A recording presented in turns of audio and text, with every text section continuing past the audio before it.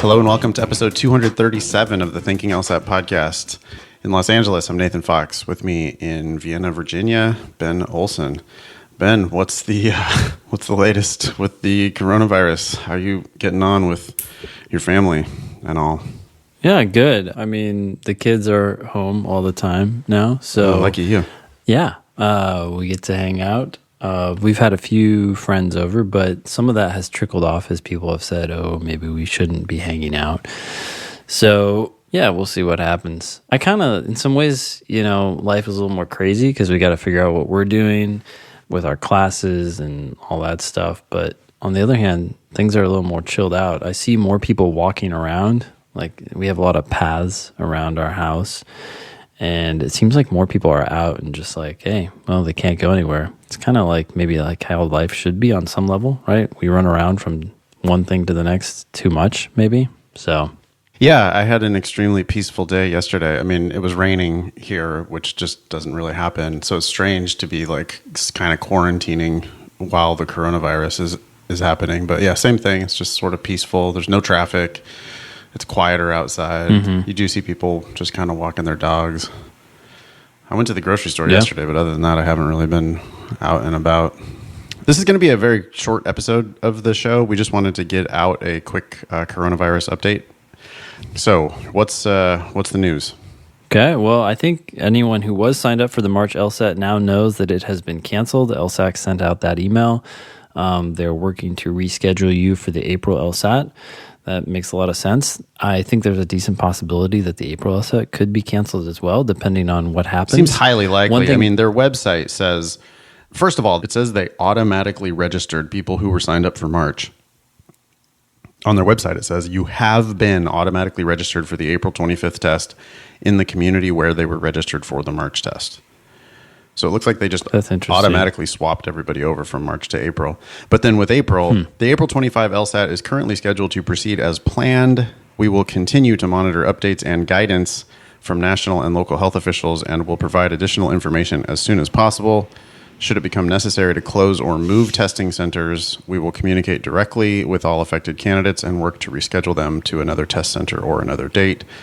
We will communicate a final decision on the April test no later than Friday, April 10th, so that April registrants have the ability to plan. So they're going to give you 2 weeks notice if you are registered for that April test. Sorry, I interrupted you. No, it's all right. Yeah, that's interesting. Well, one thing, I mean, I just read this morning that the CDC is recommending, 8 weeks of this sort of social distancing. Yeah. So I don't know. It seems likely to me that the April LSAT might be postponed as well. I thought it was funny that in the email I read, they said, we're trying to consider other options for people to take the test remotely. I'm like, do you need to consider them? Just put it online. I guess they're concerned about people cheating or things like that, but I don't know. People have been doing this for a while. You can have proctors who watch you and make sure you're watching the screen. There are a lot of different ways to do that. I guess I would hope that they would consider that not just for the coronavirus situation, but just forever. For the future. Make everything easier. Make life easier. Yeah. Yeah, it does seem like one benefit that might come out of this is that everybody's going to have to just sort of abandon the status quo and rethink the way things are done, right? Yeah. I mean, we have some announcements. I did teach the first weekend of my class in San Francisco last weekend, and it went fine, and everybody was happy to be there.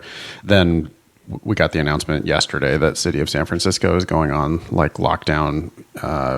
Here in LA, I had a class scheduled to start this Saturday, but in LA, we can't have gatherings of 10 or more anymore. So all I've done is announced that the next month of my classes are going to be online. No change to the schedule at all. No change to the content at all. And we're just going to be meeting on Zoom instead of meeting face-to-face. It is fun to meet face-to-face, and I think it's motivating to meet face-to-face. But in the new world, it might just be Zoom. Yeah, we'll see. Zoom for a little while. Yeah, for a little while. Yep, for sure. Yeah, that's what I've done as well. So last night I had my class on Zoom. People were allowed to unmute themselves and pop in with questions or use the chat. It seemed to work well, at least from my perspective. And I'm going to do that again tonight. And that's the plan for until the end of April. So that's what we're doing here in DC. Same. Yeah, it really is just like a live classroom, except for you don't have to commute to get there. I mean, it's the instruction and the content and everything is exactly the same. Same with proctored practice tests, right? You'll just meet your proctor on Zoom and just do the test in the Demon. So good thing we've been planning for this, I guess, with the Demon in advance. Yeah. I'm excited about the New York class. You want to make the announcement about that? Yeah, so we're going to go ahead and do that in Zoom as well. Not in New York. We're not in New York, so you can join from anywhere, from the comfort of your lovely home, wherever that may be. We will be doing it on Saturday, April 25th and Sunday, April 26th from 1 to 5 p.m. Eastern Time. That is 10 to 2 Pacific Time on both of those days. So we're shortening the class a little bit to fit the online format, but we're also going to give you access to our previous joint classes so you can start working through those classes now at your own pace. So we're excited about that addition. I'm excited that it might end up being like a bigger, more fun sort of a group. I do think Zoom will make it easy for us to teach together online. And having the big group all across the country, I think will be really fun. What are the dates on that again? April 25th and 26th. That's Saturday and Sunday. Okay, cool. So you can sign up for that at thinkinglsat.com. thinkinglsat.com. Great. Other updates or anything more we need to say about that? I don't think so. It's $195 for the weekend. Even though we're doing it online, we are still going to record it, or maybe because we're doing it online, I don't know. We've always recorded these classes, but we will record them and make them available to you in your student account after the class is over, so you can go back and review things from the class. And if you're a Demon subscriber already, whether you're a regular subscriber or a premium subscriber, you will get $100 off, and so it's $95 for the weekend class. Cool. Two things. I guess I want to talk a little bit about the Demon. I've noticed, this is ironic, Ben.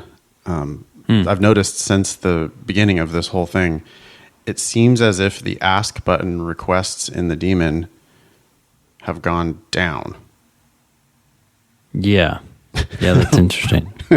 Which I understand it. I mean, yesterday, I was just like in pajamas all day. So I understand the impulse to just be like, well, nope. We're quarantined. It's vacation time. Yeah. But for people who are taking the LSAT coming up in April, there's never been a better time while you're working from home to sneak in, a little 15 or 30 minute Demon session. And if you're doing that and you're doing it right, I think you should be getting yourself to a point where you're confused occasionally. And when you are confused, you really need to be hitting that ask button so that we can help you, make it click. I'm amazed at sometimes some of the responses that I get from the students when, there's a logical reasoning question where people are just like, I hate this question. This question sucks. So frustrating. This is bullshit. And then if I write a good explanation, a solid explanation and email it back to them, it's awesome to see that, I don't get to do it in person, but they email back with like, oh, wow. Oh, I see. I was making it so much harder than it needed to be. And so it's a good feeling to just be like, yeah, I know. All you got to do, though, is you just got to tell me what you don't, why are you struggling with this question? What is it that you don't really understand? And then we can make an explanation that helps it, just click for you. And every time you do that, you're getting paid on future tests, because you're going to run into that same issue again, and it's just going to make so much more sense next time. So anyway, thanks for all of you who have been hitting the ask button a lot in the Demon, and everybody else. Time to study is now. Yeah, that's a really good point. I mean, I guess for some folks, maybe life has gotten more chaotic for them, but I imagine for most folks, things have slowed down. And if you do have that extra time, this is your opportunity to move ahead of everyone else who apparently has decided to take it easy. I mean, I imagine that's partly stems because the March LSAT was canceled, but even so. Yeah, people take any, I think it's a combination of things. People use any excuse to procrastinate, right? Like they canceled the March LSAT. Oh, good. Well, then I don't need to study. And it's like, wait, you weren't even signed up for the March LSAT. You were already taking the LSAT in April or June. And you're just like, oh, well, nah, I don't need to study now. I mean, people study for this for like 3 months, 6 months, sometimes, pretty commonly 3 to 6 months, 3 months average, but 6 months real common, right? So I don't care if you're not signed up until, the July test or whatever. You should probably be studying now if you want your best score, which you do want. Just get a blanket, curl up in the corner, and look at your phone. Everybody will think you're on social media, but really, you're getting smarter. I do think it's kind of amusing, like on Twitter, to see everybody with kids. I know you're feeling this a little bit now that kids are not in school. You got your kids just in your face all day. And it's like, so people who are working from home, they're like, oh, I get to work from home, but also I'm in charge of babysitting my kids now because they're not in school. And so then they get a lot less done than they might have if they were if they were at work at their fake job. They could just be studying on the Demon at work. But instead now they're home with their fake job, but their very real kids are climbing all over. Very real kids. Yeah. Who now can't hang out with friends as much, maybe. So, like one of our neighbor friends, or like a family in the neighborhood, I think someone in their family is immunocompromised. So that creates issues too, and people are dealing with all kinds of things you just don't know about. But good luck. It's so strange, I don't know how this is all going to shake out. Things like, should I go visit my friends to play board games? Like friends that I, before the virus, would see super regularly. And we're like a really small group. It'll be 3 or 4 people playing games. But do we do that or do we not do that? It's, it's unnecessary social contact. Yeah. My Dungeons and Dragons group, we're going to play online. So that's interesting. But like my family, should I go visit my family? My mom and dad and my sister and her kids? She's got an 18-month-old. I have 2 grandmothers who live in my same small town. One of them is in like the old folks' home. One of them still lives at home by herself. I'm sure they're all taking care of each other. But like if I go visit, do I want to go visit my grandma right now? Seems like a no. It seems like a no, particularly because they're older, right? And because they're saying that the number of cases has gone up higher than they anticipated. So there's most likely, they don't know for sure, but most likely people who are asymptomatic are still transmitting it. So you could have it and not know it. Right. And even if I don't go visit my grandma, then it's that weird thing of like, well, how far removed do you need to be, right? I mean, does everyone literally just need to stay inside and have no social contact whatsoever? That would be like optimal, right? It would be optimal. And the thing is the more seriously people take that advice, the shorter this will go on. Yeah, right? and the less necessary we can it go all back will to normal. Look. That's the it's real one of those weird ironic thing. things. Where the better we are at this, the worse. We're going to look. Yeah, the more seriously we take it, the more it's going to. The better we'll be at dealing with it, and then it'll look like we were, overly cautious. Yeah, but that's the best case scenario. At this point, though, I feel like we've passed several tipping points, so it seems like the cases are just going to increase regardless of whether we, even if we take it very seriously. And so for that reason, we will probably be happy having taken it seriously, given the fact that the cases are going to go up.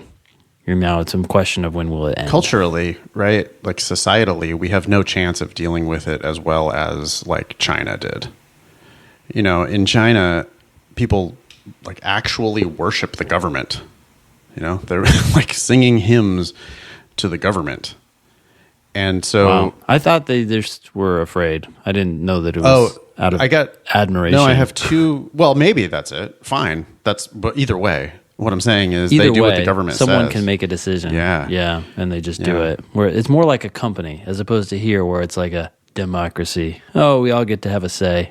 It really slows things down. Well, we're just like super individualistic, which has benefits, right? I mean, we're real good at like entrepreneurship and some other stuff, but we're just everybody thinks they've got the answer, and we're not community focused nearly as much as they are. So, I mean, the first outbreak happened there like real bad, and of course they had 1 million people die. Their healthcare systems got overwhelmed and stuff, but then they just like actually shut down. Yeah. And so their curve got real flat, real fast. And I don't expect that we would have any chance of doing it that well. Yeah. But the question is, can we sort of keep up with the world, or are we going to be worse than like, European countries? Yeah. I was just listening to a report last night that was talking about the curve for the 1918 flu pandemic, comparing St. Louis, I think it was, and Philadelphia. So after St. Louis had like 3 or 4 confirmed cases, maybe even just 2, they like shut everything down. And that was like within a day or something of those cases. And then Philadelphia took 2 weeks. Mm-hmm. And the difference was, if I remember the numbers, I think it was 31 deaths per 100,000 people in St. Louis. And it was 257 deaths per 100,000 people in Philly after it was all over. Yeah. So I started watching last night on Netflix the pandemic. Yeah. The first episode is, pretty striking when it's like, well, right after World War I, we had this flu epidemic in 1918, and it killed more people than World War I and World War II combined. Like a lot more. Yeah, that's crazy. Yeah. And now we have international travel happening regularly, right? Everybody flying around the world all the time, which can only make it worse. We also have 8 billion people instead of the 1 point whatever billion people that we had then. So, yeah. Well, it sounds like everybody's taking it seriously. I mean, hopefully we're not too late, but it seems like most people are taking it seriously. Yeah, I mean, bringing this back to the LSAT, if you have time, you can study now. You may not be able to take the test until June, but I don't know. Use this opportunity to prepare as best you can for June. Take it in June, and then apply early in the coming cycle. That's your best bet, and go for free. Yeah, I totally agree. This is the perfect time to make yourself $100,000 or $150,000 in free tuition money. Yeah, by really knocking it out of the park this summer, even if they do cancel the April LSAT. People, I think, worry about, I don't want to like peak too soon. Yeah. If I prep now. If you peak, that's a great thing. Yeah, totally. Right. People are far more likely to never get there than to get there too soon and have to like restudy or whatever. Yeah. Yeah. The LSAT is just not a test of knowledge. It's not like you're going to learn a bunch of facts and then regurgitate them on the test and be done. You're going to learn how to play a game, and once you learn how to play that game, it's really just not hard to keep your skills up. Here's an analogy for you. If you can hit a 4-minute mile, your chances of hitting another 4-minute mile are exponentially higher than someone who's still struggling to get down to a 6-minute mile or a 7-minute mile or anything like that. So go for it. Get as high as you can. And then worry about when to take the test later. Yeah, it's a great problem to have if you're like, I'm at my goal score now, but they're not going to let me take the test until June. Okay, well, maybe you could raise your goal score, or you could just, do a couple hours a week? Yeah. To stay sharp. Like if you did one test a week, I mean, you're definitely not going to be like getting worse at the test if you do one test a week. Yeah, and you don't even have to do it back to back. Just do one section every other day. Or every 3 days. I wouldn't care. I'd be like, it's going to keep it front of mind, and you're going to probably continue to improve as well. So cool. Last little news item. We didn't talk about this yet, but for those of you who already did apply, and you're, negotiating scholarships and the schools are trying to get you to pay deposits and stuff, I think we can assume that all of those deposit deadlines are now pushed, basically until this whole thing blows over, however long that's going to be. So are we sure about that? So you're saying that you think that they have been pushed, or that schools I know that they have to push them? No. I know that they have been in some cases, and it's ridiculous for them not to be. They're totally arbitrary to begin with. School doesn't start until September, if it ever even starts again. Right? So, I mean, we assume it will, but things could change dramatically. And if they're trying to get their hands on your money right now, I just don't think that's. You could say, "Hey, thanks," but no thanks. I'm going to wait and see how this all shakes out. I can't imagine a school being like, "Oh, well, never mind. We're taking away your offer." Yeah, I mean, they're desperate. They're going to be even more desperate now for people to come to their school this fall. So, if they're asking you for deposits, I think you can politely ask them to push that because of coronavirus concerns. Should we talk about the potential recession and the implications for law school?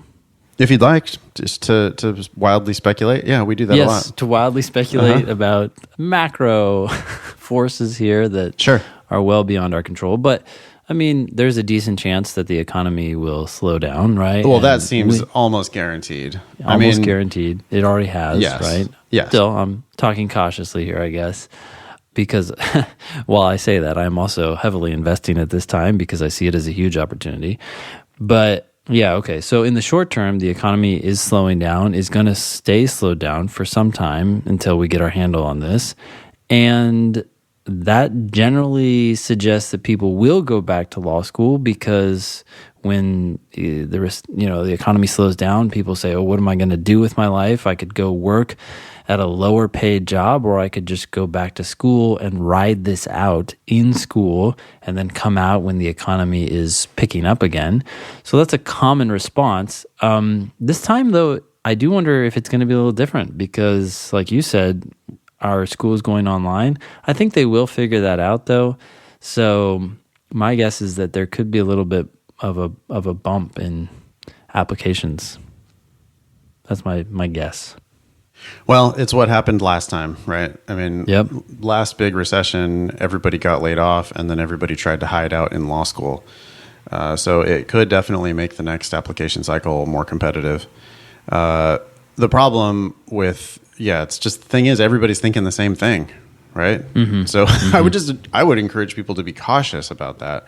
As someone who started law school right in the middle of the Great Recession in 2008 and then graduated in 2011, I graduated with huge classes full of people who, like half of them found jobs as lawyers.